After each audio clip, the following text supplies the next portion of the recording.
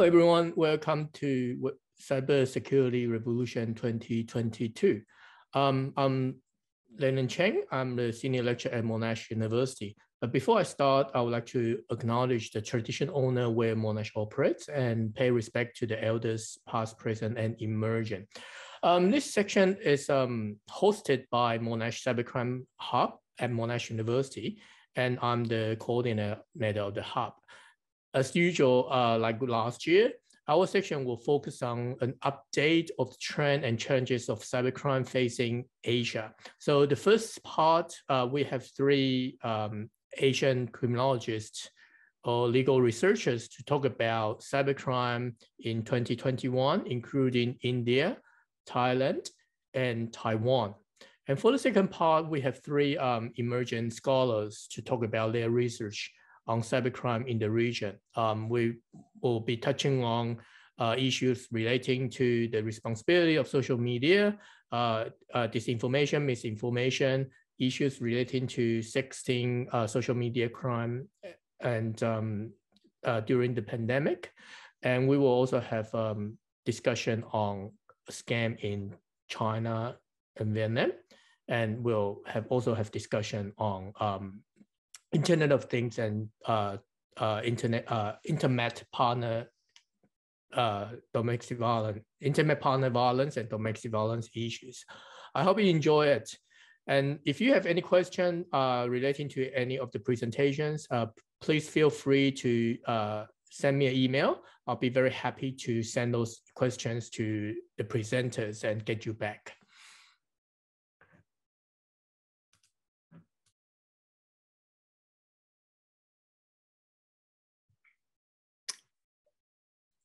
All right, hello everyone. Today we're glad to have Dr. Jompon Pitaksantayothin to join us for Security Revolution 2022. And Jompon has been our regular guest in this conference or in this panel, and he's an expert of cybercrime in Thailand. So today he's here to share with us some of the new trends of cybercrime in 2021, especially during the COVID, under the COVID pandemic. And Jompon is now the visiting researcher at Hankuk University of Foreign Studies in South Korea. He is also an adjunct lecturer at the University of Muhammadiyah Surakarta, Indonesia. Sorry about my poor Korean and Indonesian. So, so first of all, Jompon, would you like to introduce to our audience a little bit about yourself? Sure. Hello, everyone. My name is Jompon Pitaksantayothin. Now I'm a visiting researcher of Hankuk University of Foreign Studies and adjunct lecturer of law of UMS Indonesia. Before coming here, I worked as an assistant professor of comparative law at Monash University, Thailand. And my field of interest is cybercrime, cyber law, and human rights on the internet. So I remember last year you were talking about some of the trend of cybercrime in Thailand before 2020.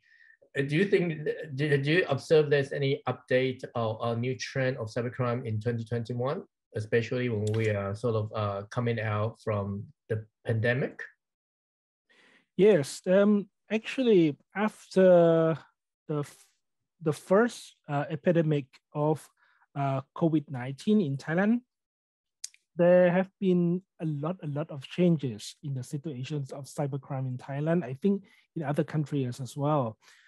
In Thailand in particular, Thailand is the first country which the case of COVID-19 infections was found outside China. And since then, at the beginning, the government did not take much action because government believed that they they could deal with the situation very well. But for some reasons later on, as it is the global trend, global situation, at the end of the day, the government had to accept that they need some more measures, some more restrictions to deal with the COVID-19. And during this period, a number of people have been asked to stay at home. The social distancing campaign has been launched even until right now, but at the moment it is not as serious and strict as in the past. And now, but during in last year and even during 2020, most people in Thailand had to stay at home, and they had to rely very much on internet activities. They study, they work, and they did online shopping and other banking financial transactions through the internet. So because of this, a number of cybercrimes incidents occurred. And another important thing is during this period, because of social distancing policy of the Thai government tried to put everything, including the important things like COVID-19 vaccination registration on the internet as well. And because of this, people had to rely very much on the internet and smartphone applications. Of course, for younger generations, they don't have any problem to deal with this kind of gadgets and technologies. But for elderly people who have to register as well for get the medical treatment, for reserve the vaccination and so on, but they don't know how to deal with this kind of technologies. So they have become prime targets of cybercrime as well.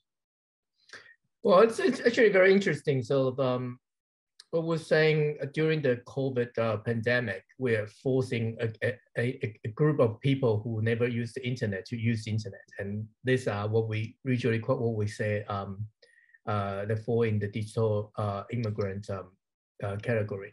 And you also mentioned about those people are now the target for cybercrime. Can you sort of expand a little bit more? What kind of cybercrime that are happening to them, or do you see any new trend of cybercrime that is happening in Thailand during last year?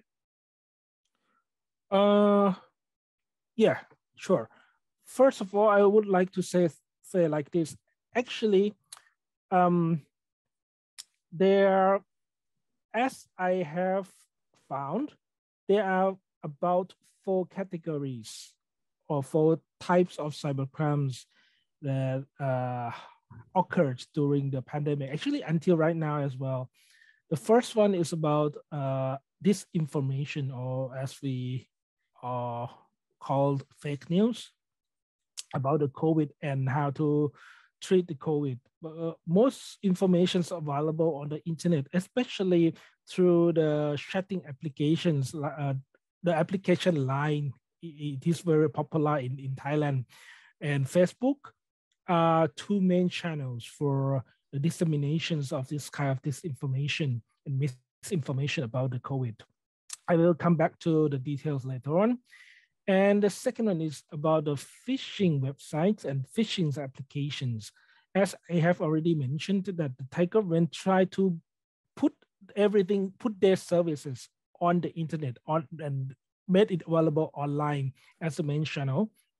So it is technically, this policy forces people to go online, and this has become a loophole and becomes an opportunity for criminals, cyber criminals, to use it to create phishing websites and phishing applications to get the personal information, to trick people and get the information from the users. The third one, actually, it is, I'm not sure, but I just believe that there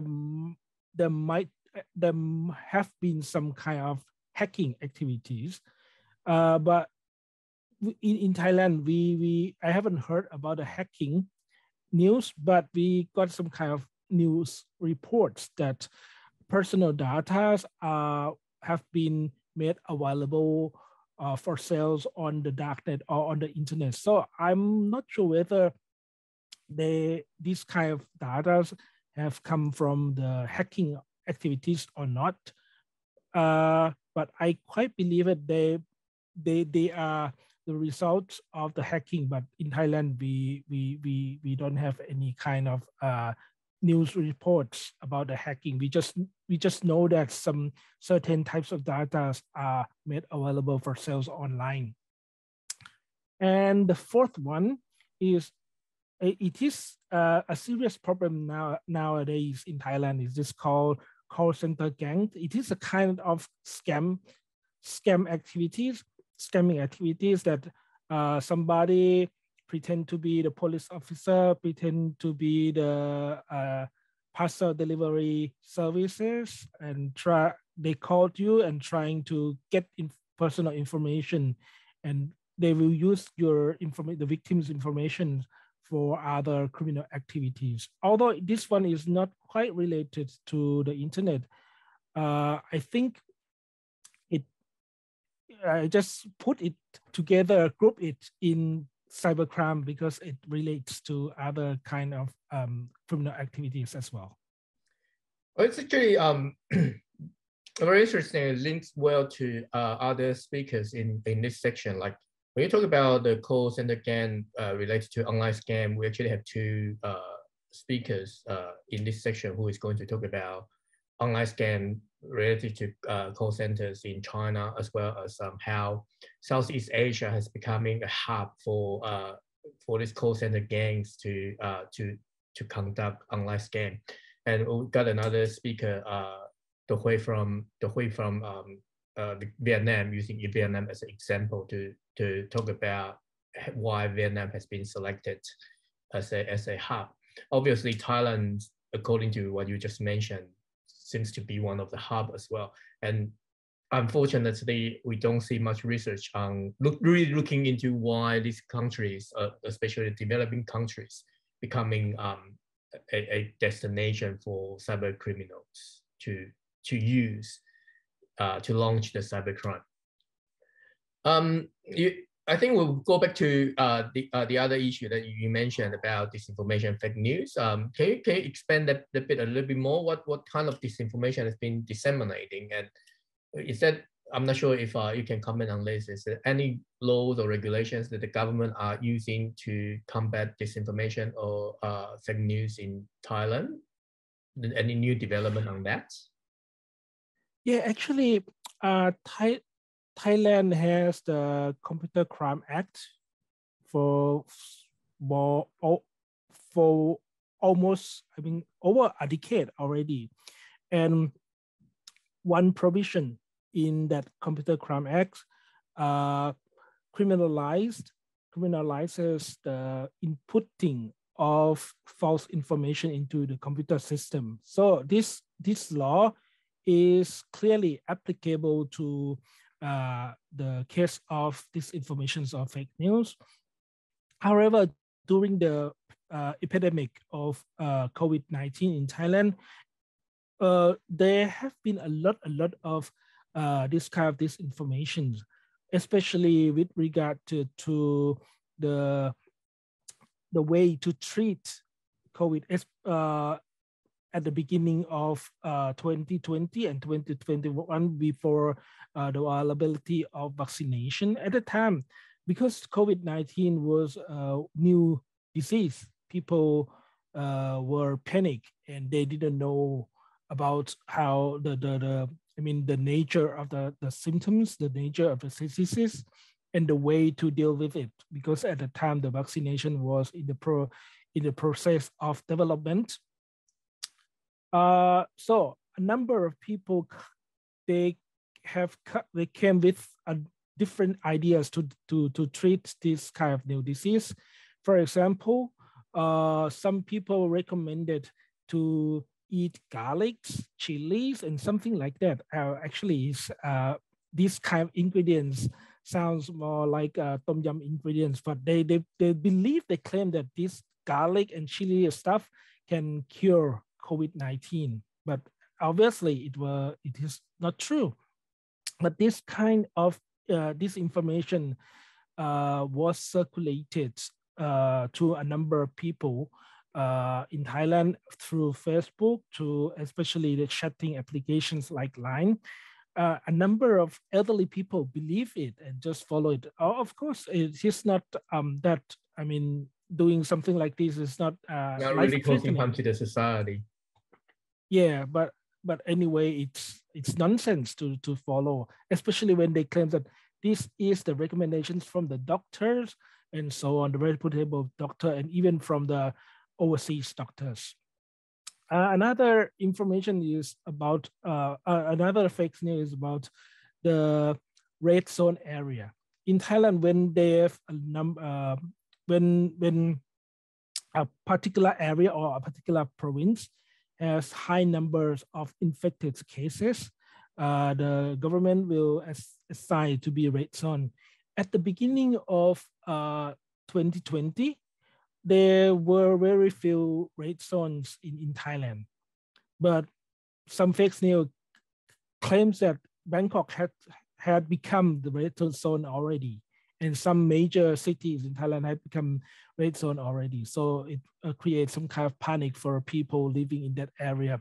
And some before the impositions of the restrictions, actually at the time, people could still travel freely, but some kind of fake news comes out claiming that travel to this province, travel to that province is restricted. People have to stay at home. They should not come out and so on. Just like how can I say, the scenes from the movies, something like that. Another fake news is about, I'm not sure, but people claim that they can use the Thai herb. It's called green chereta. In Thai, it's called Fa Thalai Jon. So there is no scientific proof that this kind of herb will cure COVID-19, but many people still believe that it can cure. And more importantly, it seems that the Thai government encourages people to rely on these herbs to deal with COVID-19 as well, although it has not been any scientific proof until now. I think it is related to some kind of the policy to promote the herbs in Thailand as well. And the last one that I want to give you as an example is, it is very painful to talk about this, but in Thailand, before the availability of the well-known brands of the vaccines in Thailand, or the vaccination in Thailand, we had a lot of problem about the brand of the vaccination. I don't want to mention the brands now, but at the time, because of the shortage of the well-known brands, as you know, the well-known brands of the vaccination. So Thailand had to import the less well-known vaccination and just gave to groups of people, especially those who were at risk, like doctors, nurses, and public health officers, something like that. And there was a rumor that there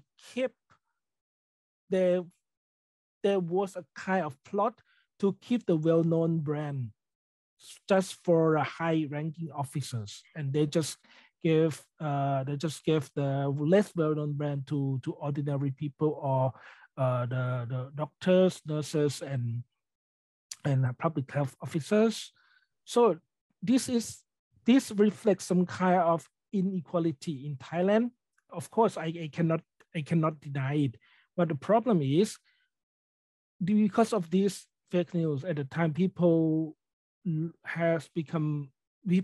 became panic and they just lost their faith in the government as well. But the truth, I don't know. It is impossible to know except you are the high-ranking officers to get that kind of information. But because of this information, people felt very much that they become a kind of the victims of inequality in the Thai society as well. These are some kind of examples of fake news and disinformation circulated during the COVID pandemic period in Thailand. Well, I think you touch on a very very important part of disinformation or fake news.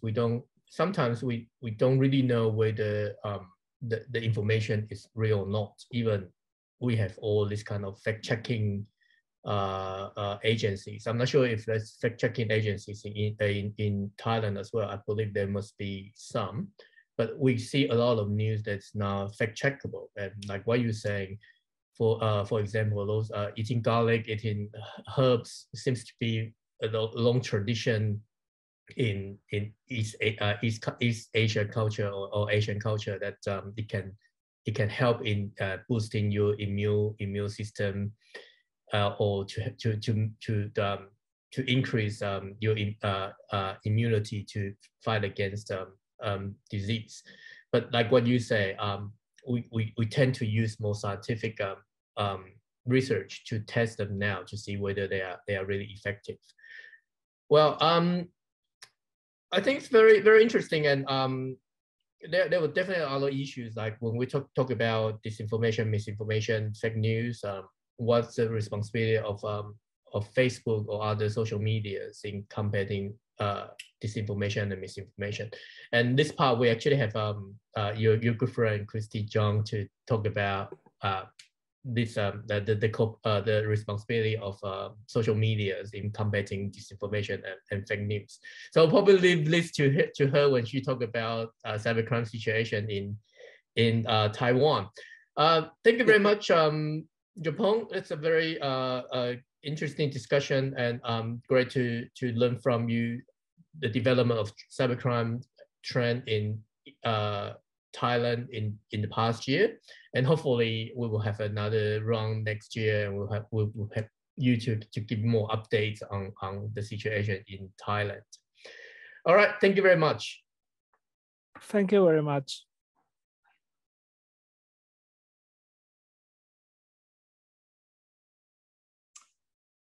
Okay. Yes. We're glad to have Professor Latha Subramanian from University of Madras. She was here for Security Revolution 2021, and now we're in 2022. So she'll be here telling us the change of the change of trend of cybercrime in India back in 2021, and if COVID pandemic has further changed the trend or caused more challenges to combating cybercrime in India. So Latha, would you like to introduce a little bit of yourself before we start our questions? Thank you, Professor Lennon. Thank you for this opportunity. I'm glad that I'm part of your a session on cybercrimes in various Asian countries. So I think this is the second year we are doing this. Presently, I'm working in Madras University as assistant professor in criminology department, and I had been expertising and doing research on various topics relating to criminology, especially cybercriminology, and then social media crimes against women and children, restorative justice, and theoretical criminology. So I do possess a teaching experience of almost 20 years and research experience of 24 years, and served in other universities in Tamil Nadu also. So I'm sure that with my little expertise, whichever I have, I can contribute more on this topic. To be humble, you definitely have no much better cybercrime in India than every one of us here. And one of the reasons why I organized this what we call panel is we really want to let more people know what is happening in Asia, Southeast Asia, and East Asia, and to let the general public know maybe the difference between the West and the East, coming from more a global South perspective. So as what we say earlier, can you tell us a little bit about the change of trend of cybercrime in India since 2021? Is anything special or any special type of cybercrime, or even like, for example, disinformation, or we just mentioned social media crime against women and child in India? Yes, actually, there is a change in the trend of cybercrimes in India. The first thing is, like I can say, the reporting of cybercrimes have been improved. We can take it other way also, that more number of cybercrimes happening and reporting is happening equally. So like, for example, if you take the situation in the year 2018, it was around 212,000 cases reported. According to the National Crime Records Bureau of India, there is a report every year which has been released by the Central Ministry, that is federal government, that we call as Crime in India report. So according to that report, in the year 2018, the total number of crimes reported under cyber crimes are somewhere around 212,000. But if you take 2022, that is the recent last 4 months, the numbers are quite equal or even more than what is reported in the whole of the year 2018. So even in the first half of the 2022 itself, we have more than 224,000 cyber crimes registered. I am talking only about the registered cases, but we also, as every country has, have a lot of unregistered cases also. In fact, they say like more than 1 crore of cases getting unreported in the country and not registered also. When people go and complain the case, the process of registration do not take place because of various reasons. So if you count on those cases, it will be much more than what was there before pandemic, or at least the last 2 years. So definitely there is an increase of cybercrime in various genres, and also the reporting is also getting improved because the government has taken a lot of initiatives to make people report, and the websites and other things are more easily available for the people to report. So there is definitely a change in reporting and also like the number of crimes. So if you want to say about what type of crimes are actually increasing and what are the recent trends in cyber crimes in India, then definitely I can say recently, before 2019, the most of the crimes we reported are only of pornography in nature, or only crimes which are targeting a person, especially a woman or a girl child. So that was the only trend. But after 2019, the cases started reporting from the corporates also. And now the recent trend is we have a lot of cases registered under cyber stalking, cyber bullying. So these cases are registered under crimes against women and children. And regarding the corporate crimes or other crimes, financial crimes, definitely there is a great increase in financial crimes, especially OTP frauds, then phishing, then social engineering. So all these are becoming very rampant. Like almost every day, more than 2,000 cases are getting reported even under financial frauds category. So that is a recent trend. After pandemic, like India is a second supplier of internet users in the whole of the world. China is the first user and India is the second user. So almost 356 billion people are using internet in India presently. So this is expected to be 500 billion in the year 2023. So more and more users of cyberspace, we do have a lot of crimes getting registered. So the numbers of cyber crimes are also going, and we also get a lot of financial frauds. So that is one recent trend during the pandemic. We have many ATM frauds, many credit card and debit card frauds, and then OTP for frauds, and a lot of crimes that target elderly people and also women who uses financial spaces. So that is getting increased. And simultaneously, there is a great increase in the side of crimes against women and children. I can't say that it is an increase of women and children, crimes against women and children, but again, the reporting is becoming higher, and all the conventional forms of crimes against women and children are now moving to cyberspace, and hence the rate of cyber crimes against women and children we see in an increasing trend. So when you say crime against women and children, can you give us some examples on what are any specific type that is popular in India, especially like maybe, I mean, I know a lot of students in India are doing sexting and that sort of issues. Yeah, so if you want to go on the rank, number 1 to number 5 or whatever it be, the first ranking crime which is happening against women and girl children is definitely pornography. So a lot of pornographic websites that target women and children in the social media, and they try to take the photographs of the girls and the women who are like the recent trend is the celebrities are no more wanted. You know, they target the housewives and also the girls who are going to colleges and schools. So like they target such people's pictures and videos, and they try to use artificial intelligence to create a picture of them, and they float it in the media. So that is one crime which is actually topping the entire country. And the recent trend is like, unlike before last years, a lot of trafficking using the online space is definitely happening. Like there are online predators who have moved onto the cyberspace.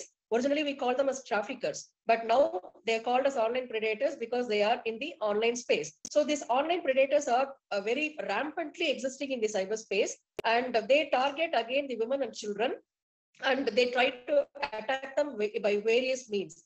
By cheating them or by blackmailing them or to some other mode.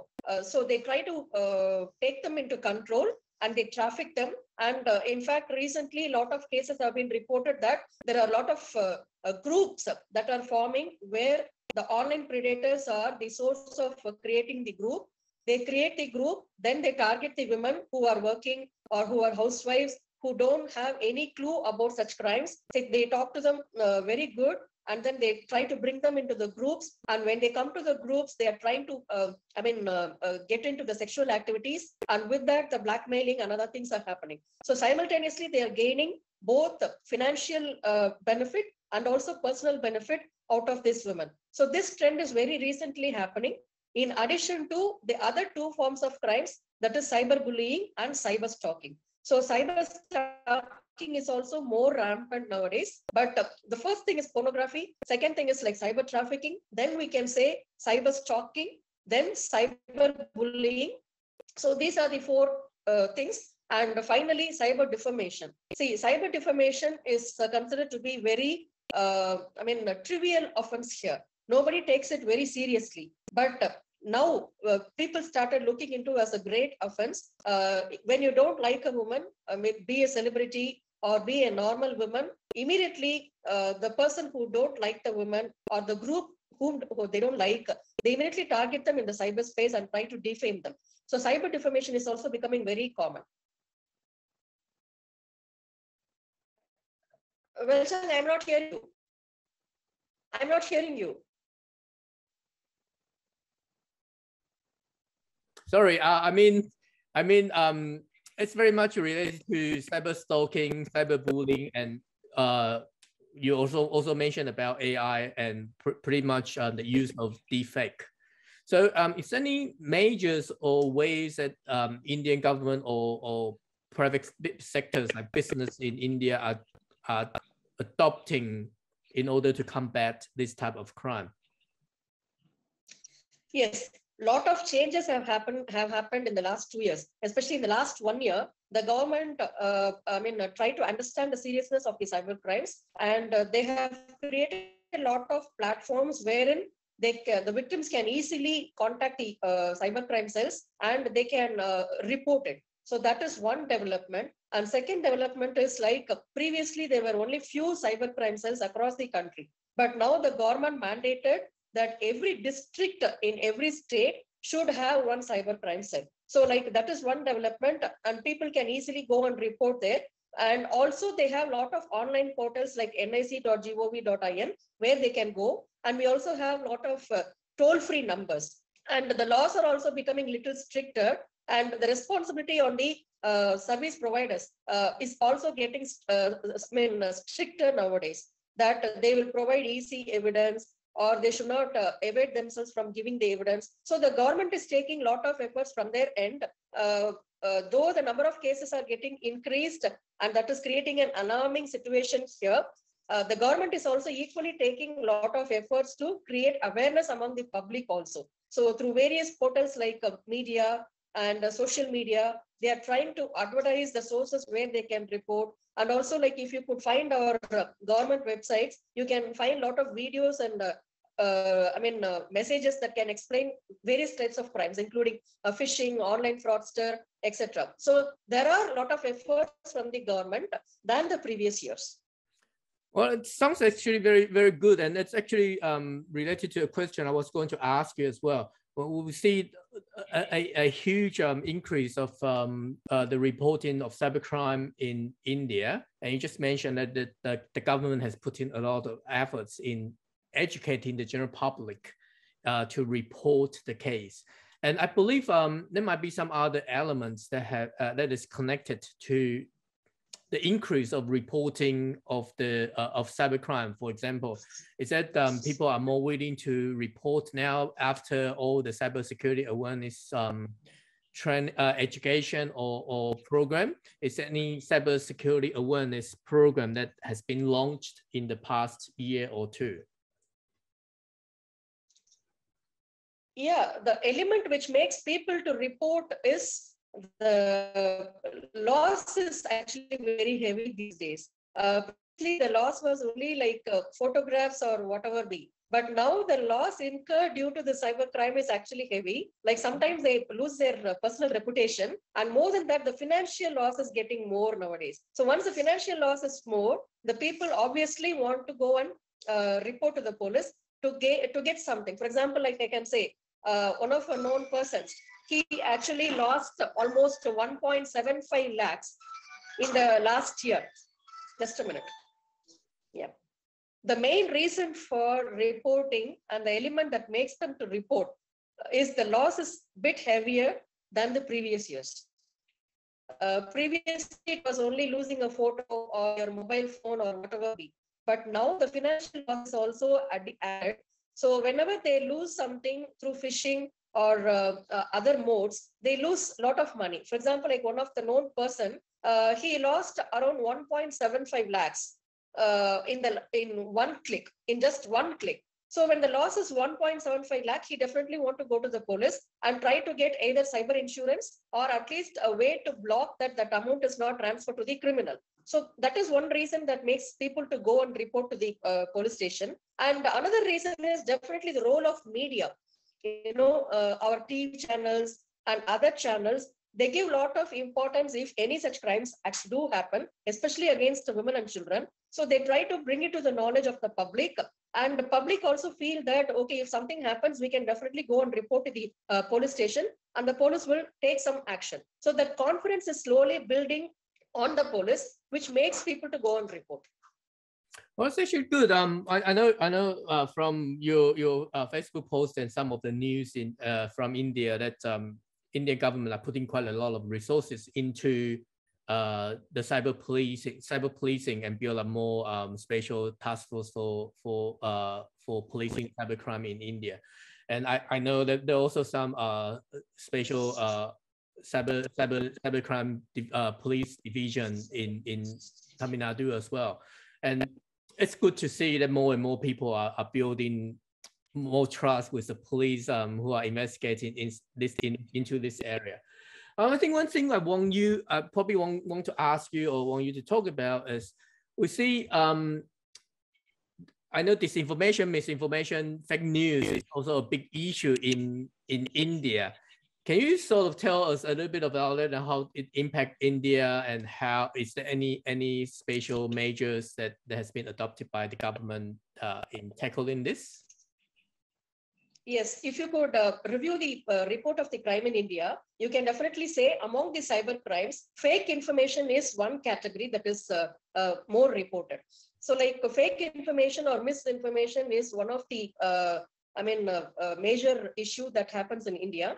So the government do have a lot of websites like Fact Check, where you can go and check the facts. And frequently the police, the government, and the agencies which are connected to the government, they keep publishing that what are the right informations and what are the fake websites. For example, the Cybercrime division in India has taken an initiative that there is a website exclusively for the purpose of reporting the fake websites. You know, like for example, if I come across a fake website which offers for example, some financial benefit or whatever be, or a kind of fake information which is not verified. So I can definitely report it to the particular center, and they will check it up. And after checking up, they will list it as a kind of misinformation providing website or fake website. So this gives a lot of information to the public that they should not go and get cheated over there, or they should not believe the information. So both for the content checking and also the fact checking regarding the reliability of the website, now the government is improving such initiatives, and frequently we get a lot of announcements from the government also that what is right and what is not.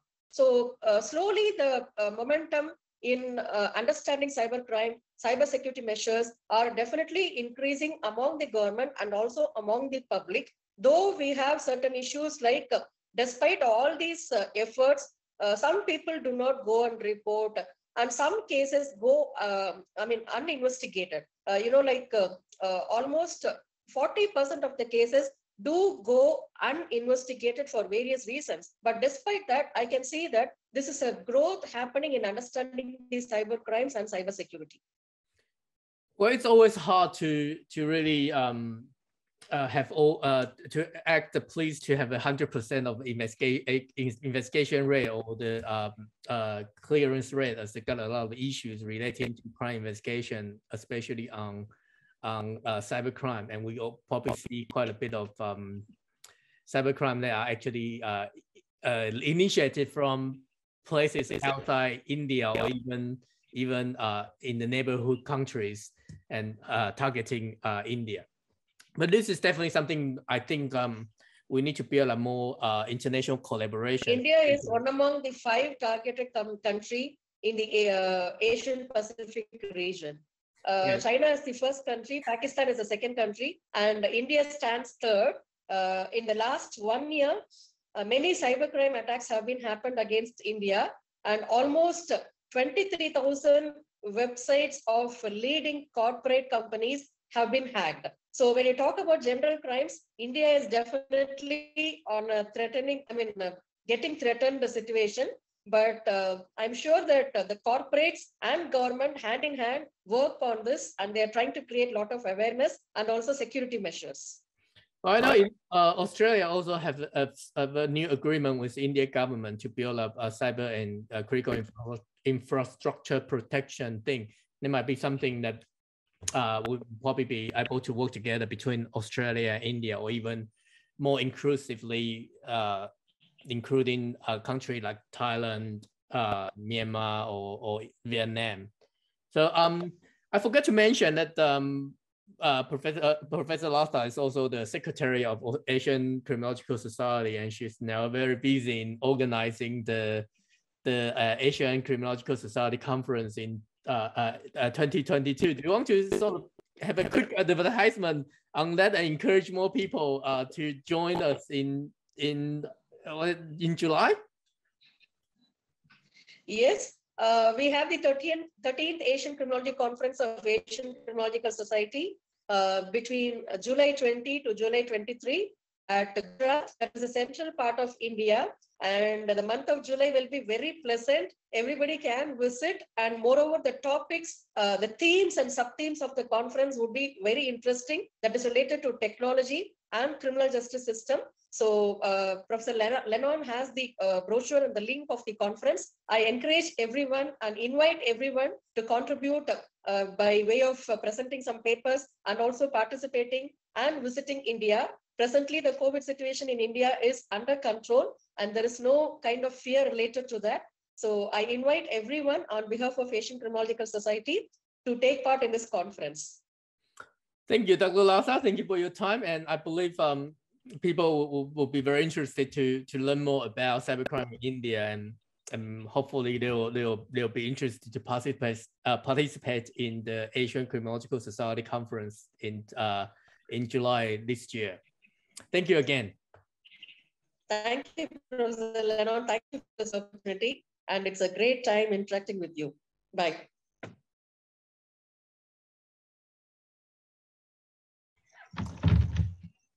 Hello, everyone. It's great to have Dr. Christy Chang to share with us some of the cybercrime problems during the COVID pandemic in Taiwan, especially the cybercrime cases happened in 2021.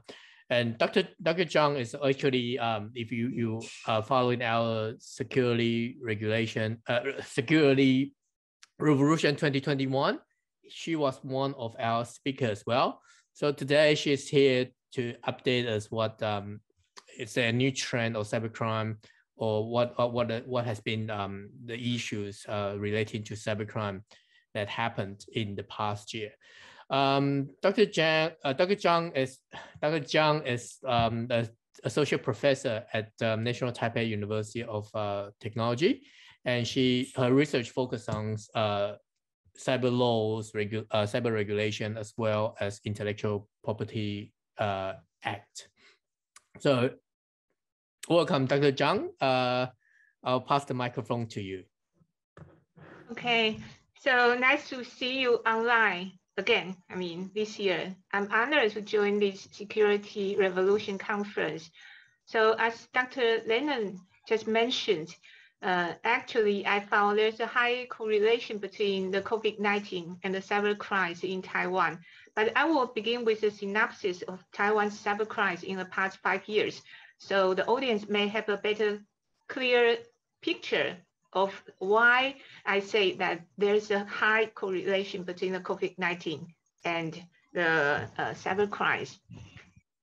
So I will divide my presentation today into 3 parts. First of all, I will give a brief introduction about the cybercrimes in Taiwan in the past 5 years. And then I will explain why I think there's a high correlation between the COVID-19 and the cybercrimes in Taiwan, especially in the year of 2021, last year.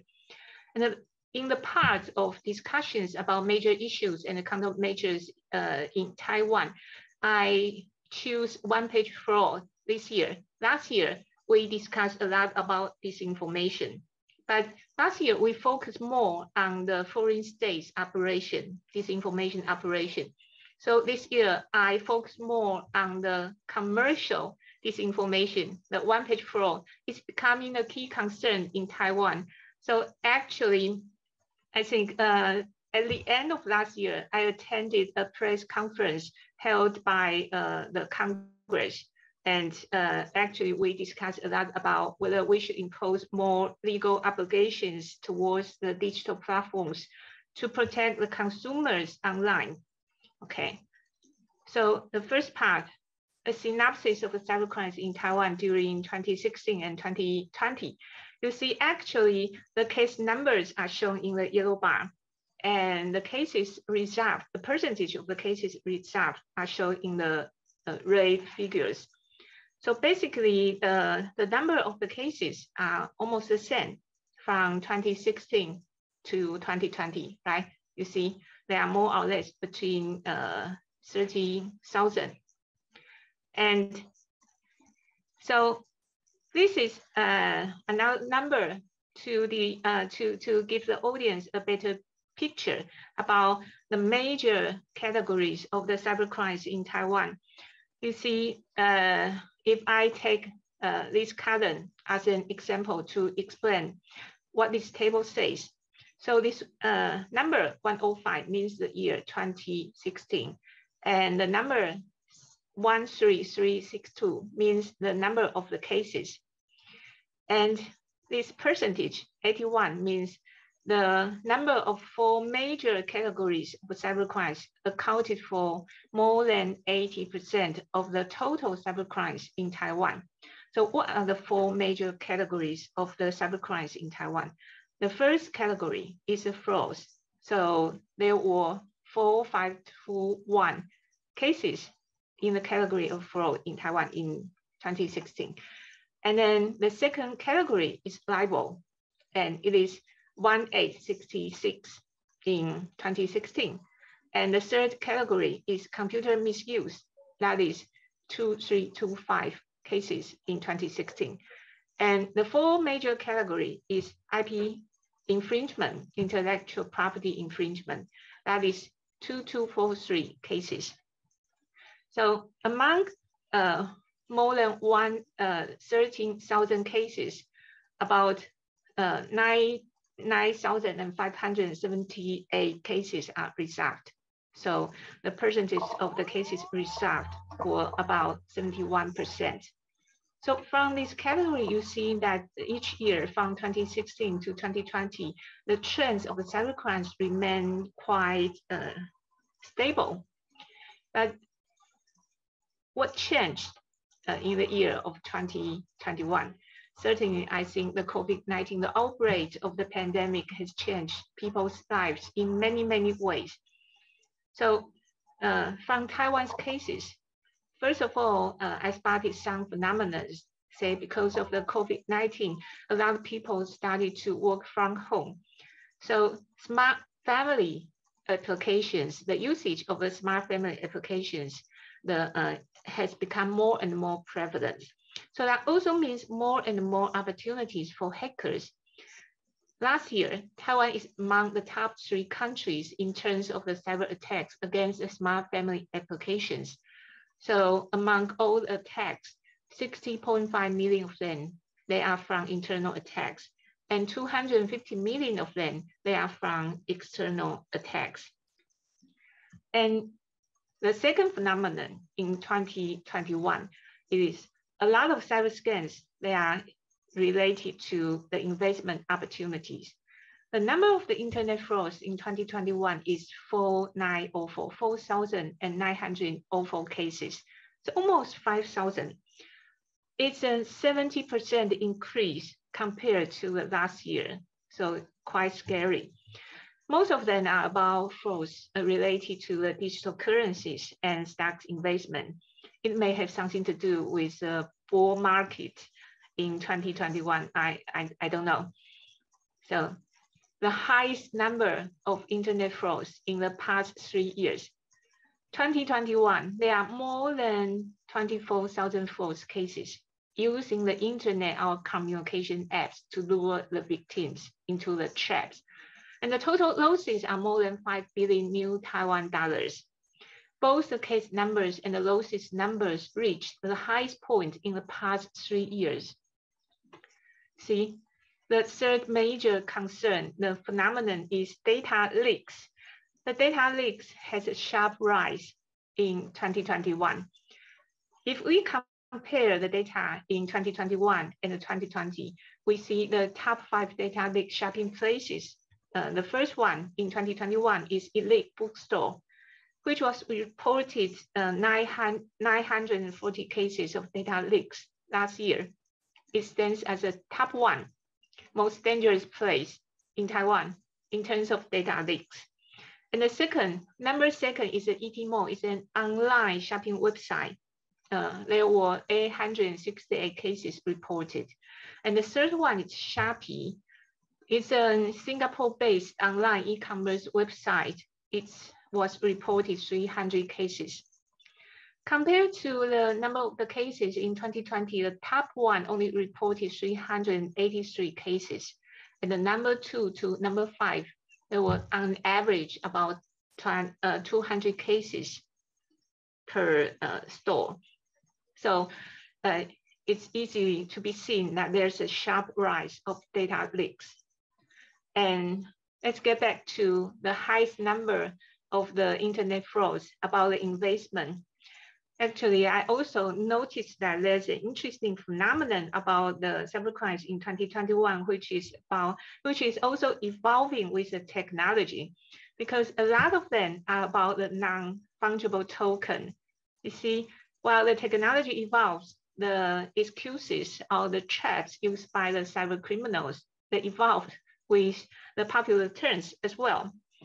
So in the last year, 1.2 million cases of malicious phishing links reported by the global security company, and global number shows 650,000 cases of them are related to non-fungible tokens.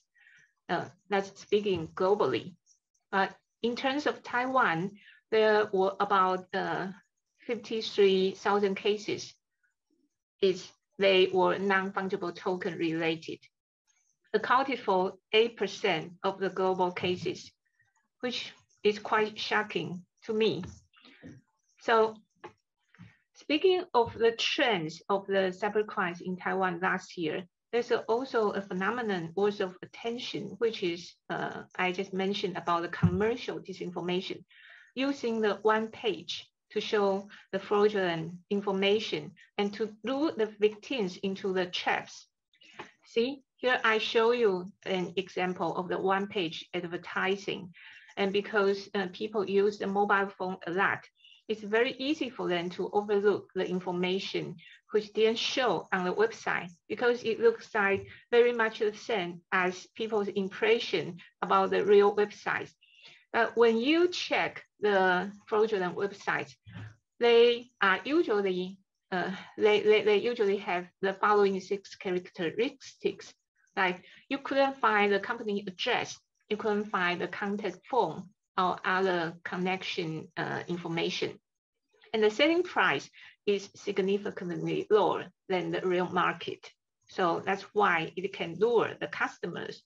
And the third characteristic is make such claims as free shopping, 7-day appreciation period, allowance for unpacked inspections, and so on, etc. And the fourth point is all the advertisement related messages are positive comments without any negative ones. Okay. The fifth point is one can only pay by cash on delivery or by credit card. And the final point is the web pages are mostly mixed with simplified Chinese characters and look rough and ugly. So based on the 6 characters, let's see.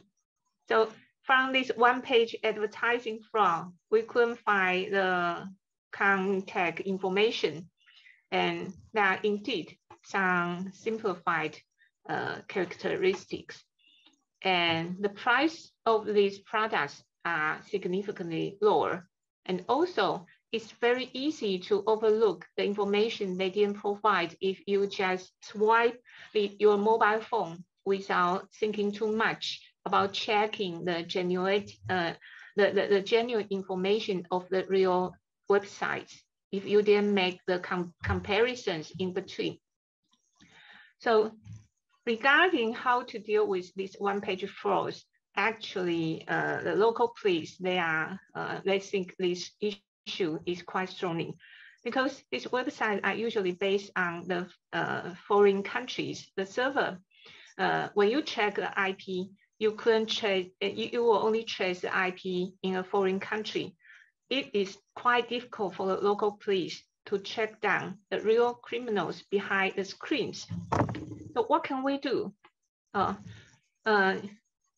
4th of November in 2021, I attended the public hearing held by the 4 legislators in the Congress, as I just mentioned. Actually, we discussed a lot about maybe we should impose more legal responsibilities towards the digital platforms, because the police, it's difficult for the police to trace these criminals behind the screens. So the only person or the only connecting point to these criminals, actually the digital platforms, they have a lot of power. If they can pay more attention to this kind of one-page advertising, they may play a positive role in preventing the victims from falling into the traps. So that's what we discussed last year in the Congress. But I don't think at this point, I think the legislation proposal is not making any progress. So maybe later, let's see. So that is my presentation today. Do you have any questions or? Oh, thank you, Dr. Zhang. I think that's a very interesting presentation, especially when we talk about the NFT as well as one-page advertisement fraud. And the so-called one-page advertisement fraud is one of the cases I usually use in my cybercrime unit as well, because I was one of the victims. Well, no shame to say that we shouldn't blame the victim.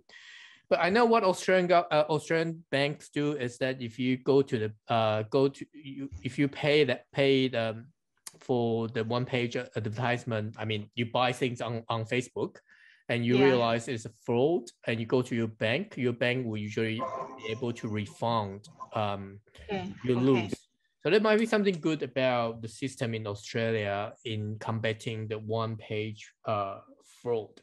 But what I find interesting, probably there's something you probably discuss in the legislative end, is that when we talk about the platform responsibility, the one-page fraud is probably quite different to the disinformation or misinformation campaign that we used to talk about. So when we touch on one-page fraud advertisement, it means Facebook is getting money for advertisement. So it's obvious that we might want Facebook to take more responsibility, since they are receiving money from the advertisers and getting benefit from them. But if you are talking about just a normal dissemination of fake news, disinformation, or disinformation campaign, it might be individual users who are not paying Facebook to do the promo. Well, they might be paying the Facebook for promoting certain advertisements, but for the majority, for most of the cases, it's usually individual users who just try to use Facebook as a platform. So how do you differentiate the two? Do you think there should be a different regulation or different responsibility of Facebook when they face these two different groups? You see what I mean? Definitely. Because I think you just mentioned a very good point, is that these one-page fraudsters, they pay money to the Facebook. And this is a commercial behavior, right? And this is a commercial speech. So I think there are differences between regulating a commercial speech and the regular speech. And especially while the commercial speech, they have the monetary transactions in between. So in this case, I think the Facebook is according to the legal doctrines. I mean, in Taiwan, I think Facebook is obliged to bear more responsibilities. Although I'm not sure what kind of responsibilities would that be yet. Well, can we go back to the consumer laws or the what do you call the fair trade law, not fair trade law, consumer laws to regulate kind of things? Yeah, because the consumer protection laws, they are more about the protection of the individual users. And we just mentioned about the Fair Trade Act, although in part, it also played a role in protecting the consumers, but at the core of this act, it's more about maintaining the fair competition in the markets. So it's more about maintaining the fair competition rules. So it's not much about protecting the end users. Okay. And the other thing I found interesting is that it seems the police in Taiwan are doing very well in clearing the cybercrime cases. We see 88% of clearance rate in Taiwan. Is that? I have to warn you that the number I got from the policing bureau. You mean that there might be some manipulation of the data or dark figure there? Well, I trust the government. They're impressive. But what I find interesting is it seems that the number of cybercrime is actually decreasing. So when you talk about fraud, when you talk about other type, the only one type that is on the increase is deformation. So you see a lot more cases of deformation in between 2017 to 2020. 2021. Yeah, from 1,666 to 3,000 something.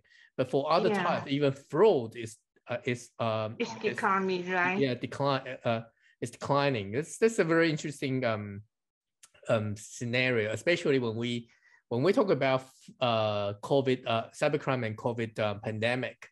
Online fraud is always the one that everyone is showing data that is on the increase rather than on it decreasing.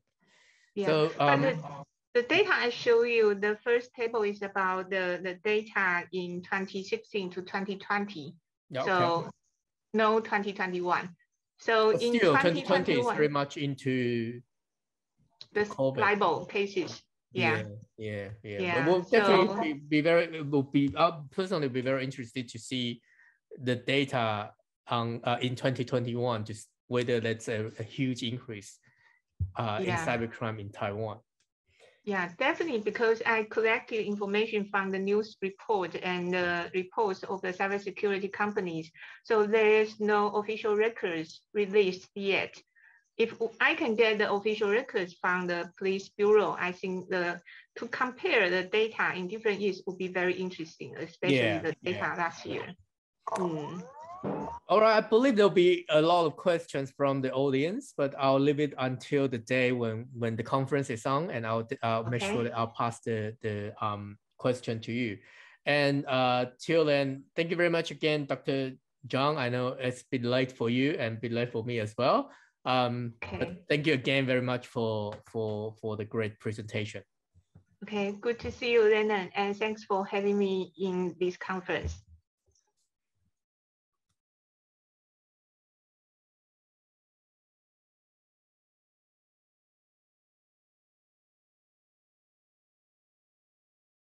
Morning, good afternoon, good evening. You are watching the section hosted by Monash Cybercrime Hub. Lennon Chang, I'm a senior lecturer at Monash University. Before I start again, I would like to acknowledge the traditional owner of the land where Monash operates and pay respect to the elders past, present, and emerging. Well, I believe most of you are watching the videos that recorded talking about cybercrime in Asia in 2021. And today we have another three scholars here to present their work on cybercrime in Asia, as well as the new issues on Internet of Things and domestic violence. And the first one we have Andi Brown. She'll be talking about her work on Internet of Things and domestic violence.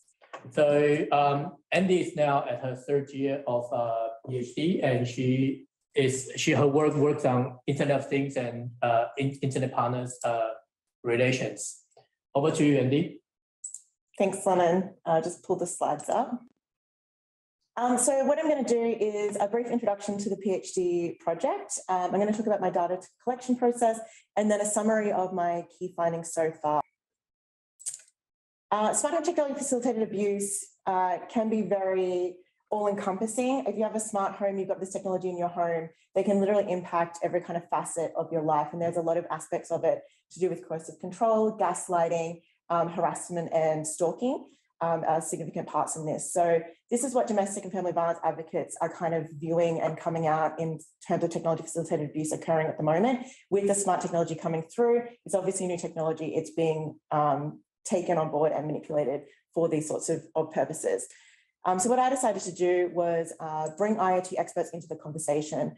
So at the moment, we know that this is happening from domestic family violence advocates, but we don't know exactly what's going on the IoT expert kind of thing and how this is going. These considerations are being brought into conversations about developing and marketing the technology. So I did 21 interviews regarding professional experience relating to topics listed on the side there, and I won't go and read all of them too, but essentially just looking at the development of smart home technologies and the expectations of the industry in regards to regulation, safety versus security, privacy, all those sort of big considerations and whether people are thinking about this or not. So what I've found so far relates to profitability and user experience, inclusive design, consent and user hierarchy, happy homes assumption, interview bias, and pushback and regulation. So I'll just quickly run you through those key findings. So basically what we're finding is when people are developing smart home technology, they're not considering whether it can be used for domestic violence at all.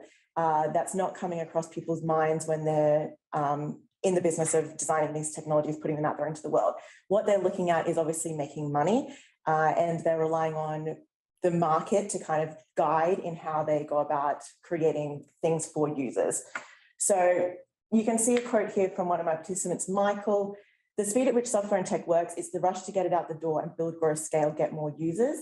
We do a lot of work with startups and they're wholly focused on just building something that gets some traction. It's always moving forward. We always put more effort into getting people to use it and keep them using it. So really what they're doing is just focusing on making money out of what they're designing and putting out there. So they're looking at building for the majority that's going to, give them the money and off they go. There's not a lot of consideration for the safety aspect at all. Even with IoT, consumer IoT at the moment, there's very little kind of security, privacy considerations going into it. It's literally just, there's this new technology we can use, let's get into people's homes so we can get the money off them kind of as quickly as possible. On the flip side of that, there are some people arguing that we need to actually consider more inclusive design when we're looking at doing these things. So a lot of smart home technology is actually used for disability. So accessibility is coming through. There's a lot of these considerations of making the tech more approachable for a broader range of people rather than just the majority, actually building it for people who aren't the main users that people designing this sort of stuff consider. So edge users. And in that consideration, the way that they're going about doing that, there is actually space to consider victims of domestic and family violence as edge users in this case. So we can actually start bringing those conversations into how can this technology be manipulated by abusers? How can we stop it doing that? Things like safety by design, all those sort of considerations can be brought in this inclusive design concept and looking at them as edge users. Obviously, the way we need to do that though is to pressure, we'll put pressure on or create space for this sort of stuff to be done in the market, right? So you can see the quote there from Evelyn, it's that thing with companies, where's the incentive for them to spend time doing this? So basically, we just need to get social agendas on the horizon and really push for the fact that domestic and family violence victims are subjected to this kind of abuse from this technology. We need to be considering that when we're designing it, when we're promoting it, when we're considering how it's used on the other end. And we can do that by including them including those case studies of domestic violence as edge cases and going through this inclusive design process to make sure that we're actually considering their voices and we're giving them a chance to say, my safety is important and I need you to hear that. So moving from the inclusive design thing, one of the key kind of takeaways is that when you design for everyone, you're actually expanding your market, right? So it's actually better for the developers to be doing this and actually using inclusive design to expand out. And one of the key examples of that is actually in considering consent with smart home technology. So at the moment, we're really not considering how you get consent from everyone using smart home tech. We kind of just place it in the home. It's usually set up by one person, one user, agrees to all the terms and conditions, puts all their password, does all the password setup, that sort of thing. And then everyone else is more also just subjected to the surveillance and the capacities of the technology in the home. So that's a big problem when we're looking not just at domestic and family violence. That's a big problem when you have people just visiting your home, for example. How are you getting consent from anyone just coming into that space where one of these devices is recording and monitoring that area? So that's a big issue expanding outside of the domestic family violence. And one of the key problems with why we're kind of narrowing this down and making it worse is the fact that we're reusing existing services. So you can see at the bottom here, we've got a quote. It says, maybe they're already using existing Google service that works a certain way. With that reuse of surface services, you bring the parameters and the paradigms from that email service into your smart home device. But when you do that, you have to abide by what's already been created. And it's usually, I would say, 99% of the time, it's a single user account. You don't usually have that one-to-many multi-tenanted approach. So the problem with our smart home technology is we're putting it in, we're designing it so that one person sets it up, one person has control over it, then putting it in space where multiple people are subjected to it. From a domestic family violence standpoint, that's a massive problem because you're concentrating control over the device, over the surveillance capabilities of the device, which is allowing perpetrators to use it for, as I said at the start, coercive control, intimidation, harassment, stalking, all those sorts of elements to disrupting the day-to-day lives of people in that space where the smart home technology is positioned. So it's creating this very much user hierarchy with the one person in charge and then using that power against everyone else in the space when they want to in the domestic violence circumstances. So that's all kind of premised on this idea of happy homes assumption is what I'm calling this concept. So at the moment, we're creating the technology with the idea it's smart home tech, it goes into a home where everyone in that home is happy and gets along and doesn't have any tension or reasons to hide any of their information. So this is really bringing in considerations about privacy in terms of the individuals using the technology.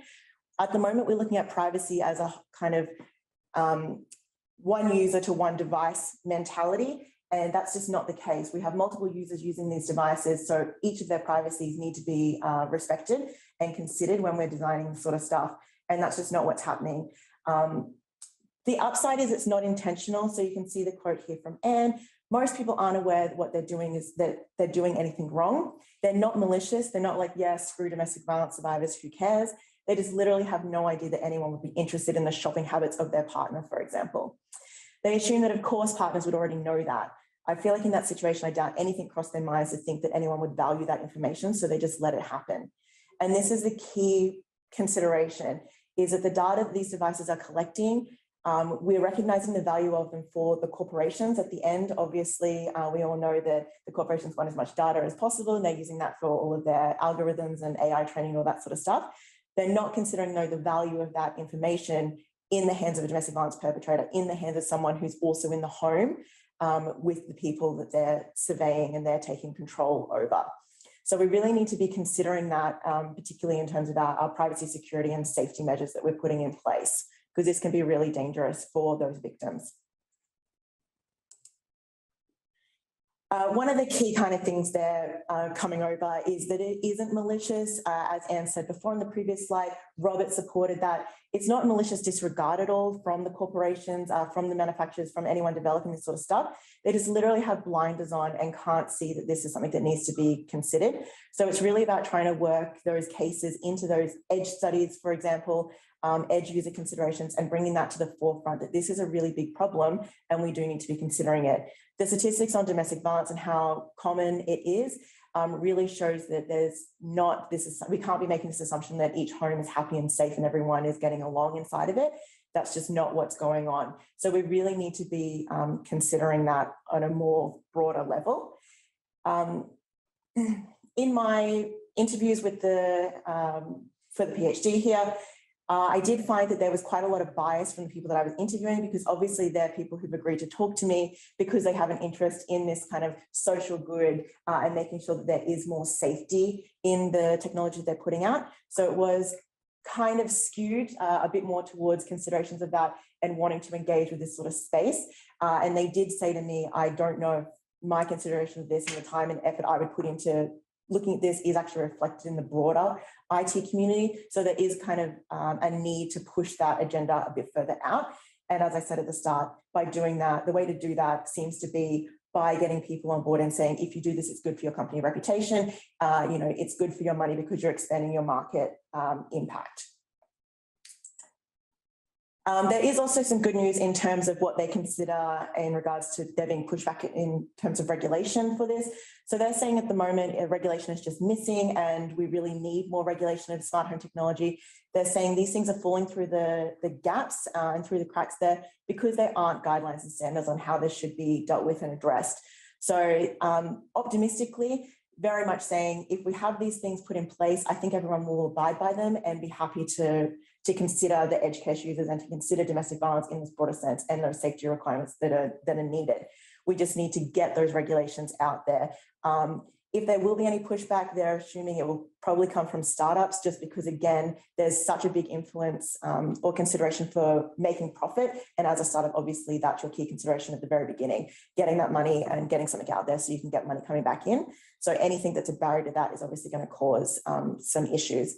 So if there's going to be any pushback, it'll come from there. But hopefully the bigger corporations, once they start realizing this is good for their reputation, good for everyone involved, will get on board and we'll see less of it. So that's the goal. Fingers crossed we get there. Thank you very much.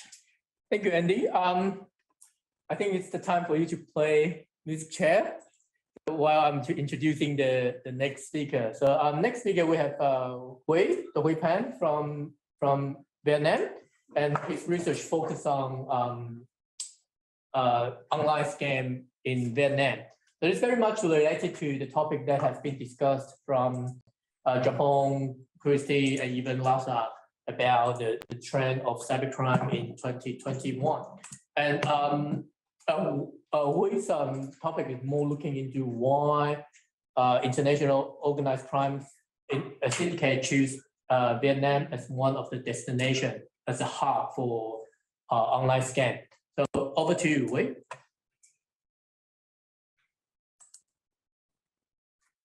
Yeah, I think we should do this way. Yep. Thank you, Lennon. Good afternoon, everyone from Melbourne. My name is DUc Huy Phan. I'm doing PhD at Monash University, Department of Criminology. I'm very happy to join the Cybersecurity Revolution 2022 conference today. In my presentation today, I would like to briefly introduce about my PhD project. Its name is Structure and Operation of International Cybercriminal Syndicate, the case study of Vietnam.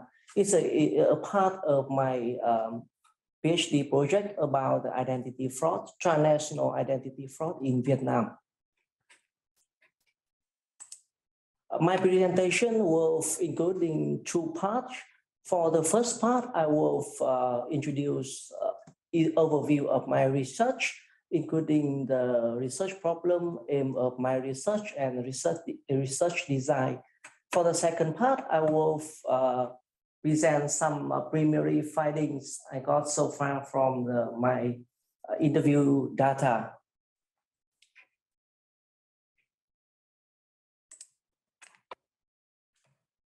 Let's start with the problem of identity fraud in Vietnam. Let's start with the definition of the term identity crime. It is a broad term to describe a range of crime regarding to stealing and misusing identity information of other people. Identity crime is one of the fastest growing crime in several countries in the world, such as the US, UK, and Australia. And we have a lot of data to show this emerging problem in many countries. Vietnam is not an exception, and the country has witnessed the problem of identity frauds for 10 years with the involvement of foreign offenders. However, this problem has been less researched by scholars, so I chose it for my PhD project, and with the hope that I can make some recommendation for Vietnam's government and the other country with the similar problem to develop more effective strategies to deal with this problem. The key question I like to answer via my project is about the operation of international cybercriminal syndicate involving identity fraud in Vietnam. The challenges for law enforcement agency in dealing with this problem, and how we can develop more effective strategy to address it. In order to answer the research questions, I adopt qualitative methods.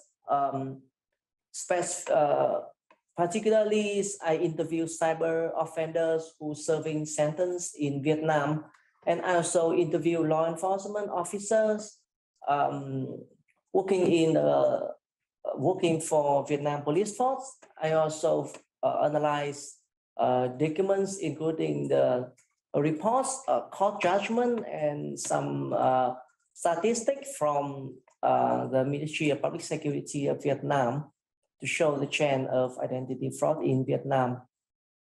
I completed my data collection, and here's some preliminary findings of my study. Yep. The first findings I got so far is the involvement of international cyber criminal syndicates in identity fraud in Vietnam. And you can see on the screen here is my statistic about the profile nationality of international offender in Vietnam, in which we can see that the Chinese, Taiwanese, Malaysian, and Nigerians account for a large part of the total number of international offenders in Vietnam. Yep. And foreign offenders use various modus operandi to commit identity fraud in Vietnam, and they organize in group or networks to do it. I've analyzed the structure of cyber criminal groups committing identity fraud in Vietnam, and I divide them into two groups. The first group is the networks with participation of Vietnamese, which includes normally 2 or 3 members with the same nationality. They often commit some types of crime like credit card frauds with less complex modus operandi than the other type of identity fraud, like void phishing or the void phishing or romance scam or the email compromise fraud. The second group here is the second type of networks. Here is the criminal networks with the participation of Vietnamese. Typically, there are 3 layers of member in the such type of group, including on the top of the group is a hidden boss or mastermind of the gang who organize and direct own activity of the group, but they often located in overseas to avoid detection and arrest from the law enforcement of agencies. And the second layer of member here are foreign and Vietnamese enabler who directly commit crime in Vietnam.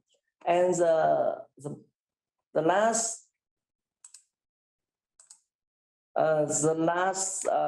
type of member is the member Vietnamese Manamuse, who are responsible for receiving and transferring money overseas. I found there is difference in the role of foreign offenders and local offenders. In detail, foreign offenders are often at a higher position who have much knowledge about crime and modus operandi to commit crime, and they gains a large part of money and direct own activities, while local offenders, I mean the Vietnamese offender at the lower level who's acts under the guideline and direction from the foreign offender, and they know very little information about the crime, and they also receive a little amount of money.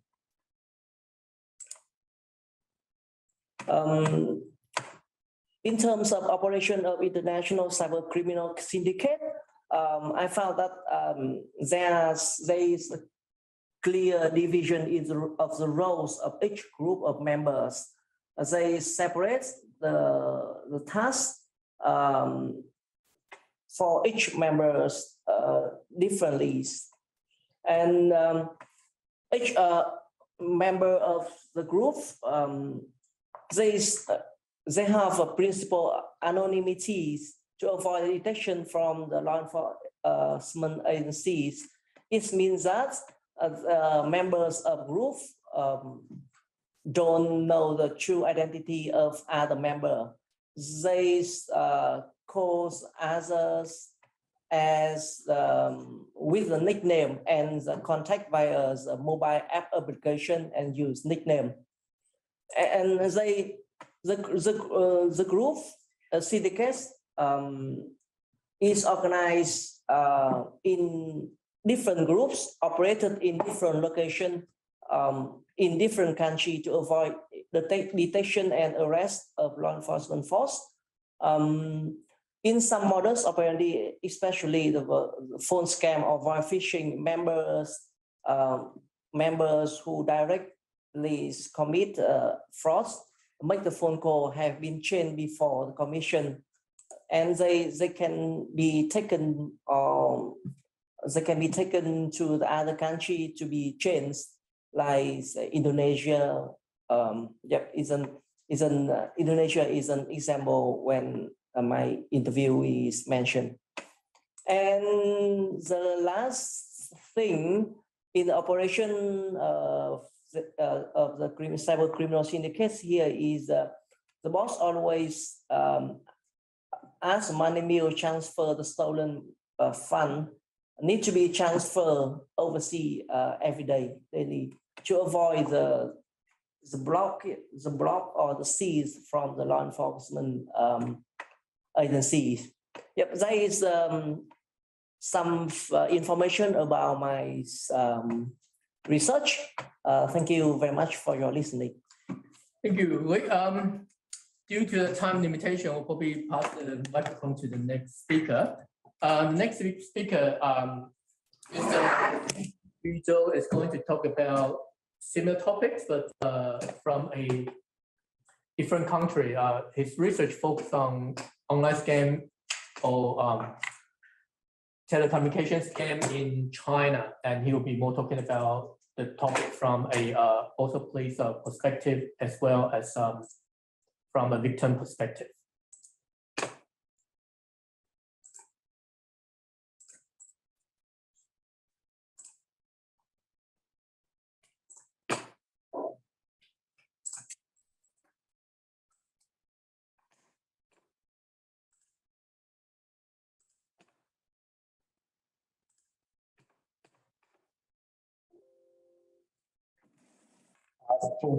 Resume share. Let's try that.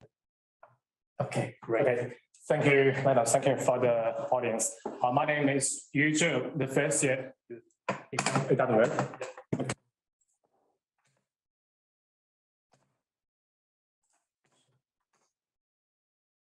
Yeah, make it smaller. Yep.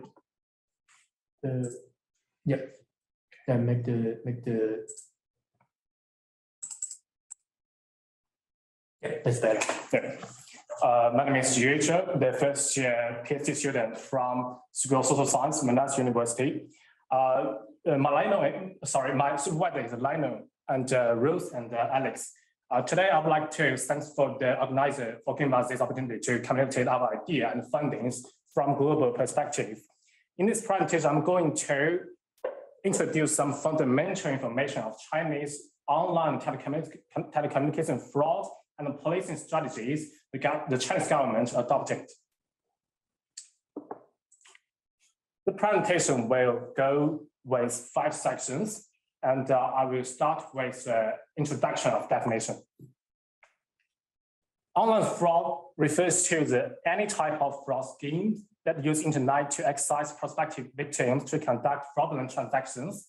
The types of online fraud are various, including romance fraud, health fraud, investment fraud, and click farming fraud, and etc. The telecommunication fraud refers to the abuse of telecommunications products or service with the intention of illegally acquiring money from communication service provider of its customers. In this subject, I'm going to look forward to look into the customers, for example, the phone scams.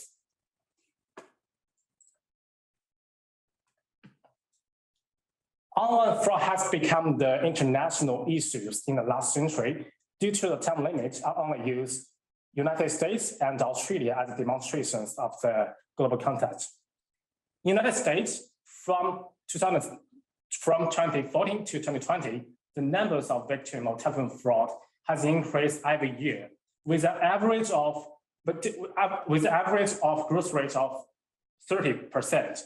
Based on victimization data of 2020, the fraud using robot voice has become the mainstream of current telecommunication fraud. Nearly 1 in 3 Americans fell into victims, and the telecommunication fraud in 2020 is increased by 30% from 2019. In 2020, American lost an estimated of 18.7 billion to telecommunication fraud, increased by 88% from 2019. So when it comes to Australia, according to the Australian Competition and the Consumer Commission, the financial loss caused by the fraud are growing every year, rising from 340 million in 2017 to 533 million in 2019. ACCC has received more than 18,000 fraud cases in 2020, increased by about 40%.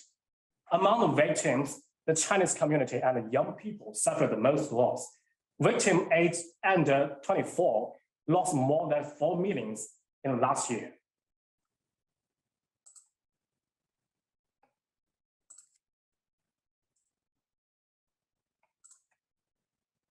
And for the online telecommunication fraud in the Chinese context, I summarized the 5 key points. The first one is telecommunication fraud emerged from Taiwan and transmitted to mainland China in the late 19th century.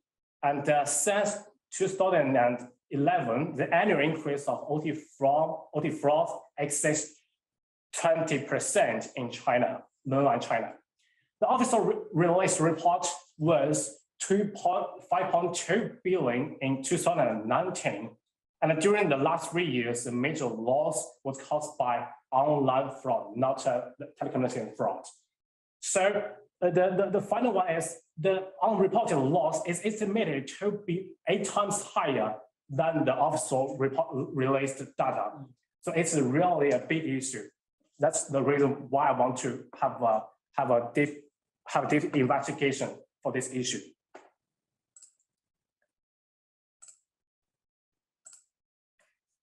And for the features, there are also five features I concluded. The first one, online communication fraud is with low operating costs and large income. Fraud gangs can buy citizens' personal information at a very low price, but make a huge profit utilizing the stolen information. Second, criminal means are concealed and diversified. They use technologies and discover the new tools to improve their ability to commit crimes and enable and evade police investigation. Third, based on the fraud gangs, the basis of fraud gangs are located overseas.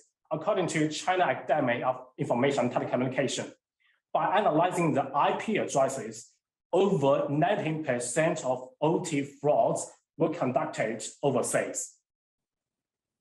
Fourth, OT frauds are usually committed by many organized criminal groups, just as the presentation we did 10 minutes before. Showing the potential of industrialization and organized crime. Normally, they have divided the criminal gangs into multiple levels. Each level plays different functions, including information support, technical support, fraud contacting, money laundering, and other series of elements. Fifth, with development of the science and technology, OT frauds are showing a trend of accurate targeting. Based on the big data and artificial intelligence technology, fraudsters use illegal means to collect the large numbers of citizens' personal information and actively use the artificial intelligence to classify the data. After selecting the targets, they will do detailed investigation on the victim's background, design and produce specific fraud scripts, and effectively improve their success rate of fraud through this accurate targeting process. Now I'm going to introduce some policing strategies adopted by Chinese government in the last 5 years. The first one is institutional cooperation. Chinese government facilitated institutional cooperation to combat OT fraud since 2017. The Supreme People's Court and Supreme People's Security jointly issued the interpretations on OT fraud and related technical cases, focusing on providing a guidance for jurisdiction conflicts and evidentiary standards. The Ministry of Industry and Information Technology organized a special campaign to crack down on the black card of mobile phones. The People's Bank of China issued several policy documents and carried out nationwide inspections, establishing a risk investigation mechanism. And Central Cyberspace Administration of China leads the relevant department to jointly carry out a special campaign to clean up and reclassify the black internet industry. The second strategy adopted by Chinese police and Chinese government is the hard crackdown on the OT frauds. The Ministry of the Public Security has organized public security organs across the country to maintain a posture of hard fighting and high pressure. It is carried out the special operations such as cutting out traffic and card carting. It has organized and command local government to conduct integrity operations to combat the frauds. The Ministry of Public Security and the National Bureau of Immigration organized a special operation to cut the flow of the offenders, together with Supreme People's Court and the Supreme People's Prosecutors and Ministry of Industry and the International Technology. This strategy is really effective. For example, as for the card carting action, it has cracked down on illegal bank card and SIM cards. And even in the single year, in 2020, the crackdown has broken 20,000 illegal gangs and arrested 51,000 criminal suspects. It's a huge achievement did by the Chinese government by now.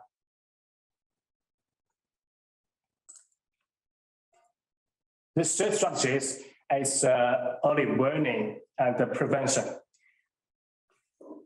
The Joint Office of the State Council, together with its member units, has integrated big data, cloud computing, artificial intelligence, and other scientific means with prevention and management to build a warning and an interception firewall to prevent people being cheated. In 2091, National Anti-Fraud Center has directly sent over 40 million warning instructions across the country, successfully avoiding 81 million people being cheated. During the last year, China has blocked 1.95 billion fraudulent calls and 2.14 billion short messages, preventing the loss of about 50 billion loss from being cheated by the OT fraud. And the last one and the most important one the Chinese government adopted is promoting anti-fraud propaganda. The Ministry of Public Security has held several press conferences to promote the public awareness for preventing OT frauds. The National Anti-Fraud Center opened an official government accounts, releasing more than 4,300 videos, which broadcast more than 3 billion times. The app of the National Anti-Fraud Center has continuously promoted, and in 2021, the app received 14.66 million reports from the public and gave 230 million early warnings. Moreover, the Ministry of Public Security actively built an anti-fraud publicity system covering the whole society and organized the anti-fraud activity in 5 main institutions, including community, rural area, families, school, and enterprise.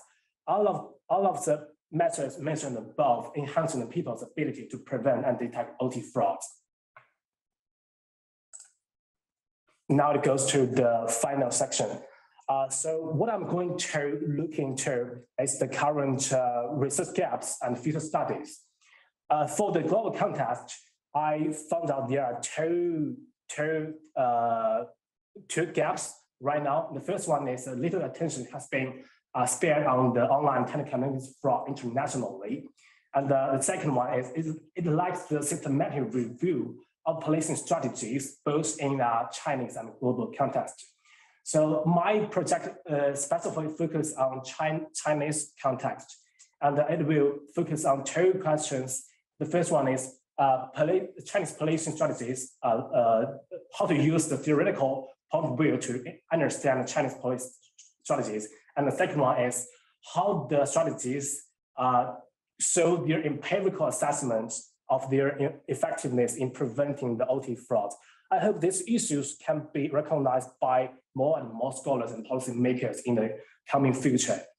All of these are my presentation, and thank you for your listening. I hope to have a more chat with you.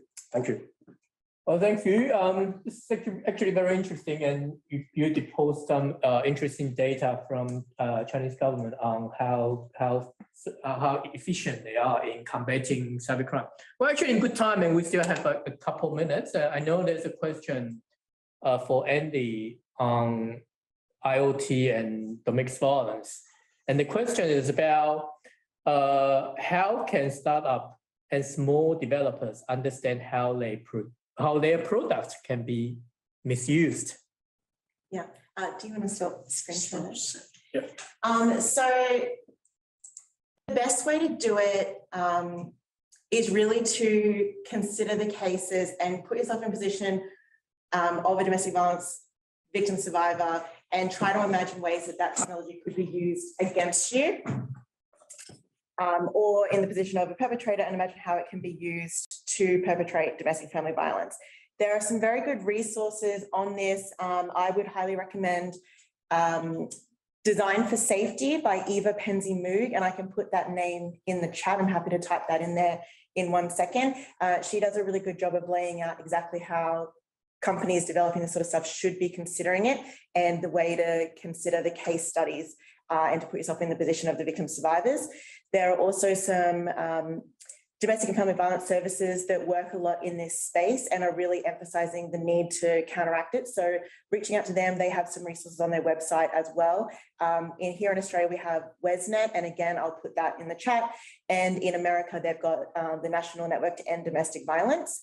So if you search for those and technology facilitated abuse or smart home technology, IoT, that sort of thing, and abuse, that'll come up with those. There's also in the UK, the Gender and IoT Centre there at the University College London, run by Leonie Tanza. So all of those places, they all do excellent work in this space. They all have resources to try and help you recognise the problem and how to counteract it. Eva, though, and her book, Design for Safety, is by far the best resource because it's targeted specifically for startups and corporations. The other ones are more family violence kind of based, domestic violence orientated. So I'll put her name in the chat and those acronyms that I said before, WESNet and NEDV, that sort of stuff. So you can go to any of those, but I would highly recommend getting the book by Eva. She literally lays out exactly what to do, and it sounds like I'm promoting her and I'm a spokesperson for her, but I promise I'm not. She just does a fantastic job of it. She used to work in the space and technology developing and that sort of stuff, so she uses all the all the terminology that goes with tech that most advanced people don't know. So she puts it out exactly as you would need to and where you consider it in those case studies. Well, I think the key thing here is being someone who has been doing cybercrime, cybersecurity research for more than 15 years, we start to see the shift of cybercrime and cybersecurity from a tech perspective to a more human factors related perspective.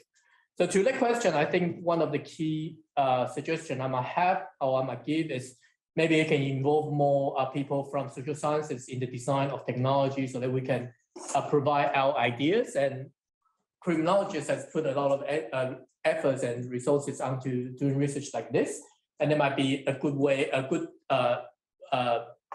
collaboration between social sciences as well as science people when they're designing a new technology. I think we only have 2 minutes left. I'll probably wait for Andi to finish typing all the books, the promotions. I'm not sure if you get any commission from that. I do not.